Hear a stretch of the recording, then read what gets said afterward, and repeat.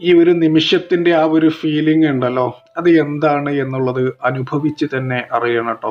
ഈ ഒരു ലോകത്ത് ക്ഷമയുള്ള ഒരുപാട് വിഭാഗം ആളുകളുണ്ട്. അതിൽപ്പെട്ട ഒരു വിഭാഗമാണ് പ്രവാസികളും അവരുടെ ഭാര്യമാരും. വീഡിയോന്റെ ബാക്ക്ഗ്രൗണ്ട് കാണുമ്പോൾ തന്നെ മനസ്സിലാവും എയർപോർട്ടാണ്. അദ്ദേഹം തൻ്റെ ഭാര്യയെ, തൻ്റെ പ്രിയതമയെ, തൻ്റെ ബെറ്റർ ഹാഫിനോട് യാത്ര പറഞ്ഞ് ഗൾഫിലേക്ക് പോകാനുള്ള ഒരുക്കത്തിലാണ്. ഒരു സഹോദരിയുടെ മുഖം കണ്ടാൽ തന്നെ അറിയാം ഒരുപാട് സങ്കടമുണ്ട് എന്നുള്ളത്. ഇത് ഈ ഒരു സഹോദരി എന്നല്ല കേട്ടോ, ഗൾഫിലേക്ക് പോകുന്ന ഭർത്താക്കന്മാരുള്ള എല്ലാ ഭാര്യമാരുടെയും അവസ്ഥ ഇത് തന്നെയാണ്. പിന്നെ നമ്മളൊക്കെ മനസ്സിലാക്കേണ്ടത്, ആരും താല്പര്യം ഉണ്ടായതുകൊണ്ട് പോകുന്നല്ലോ.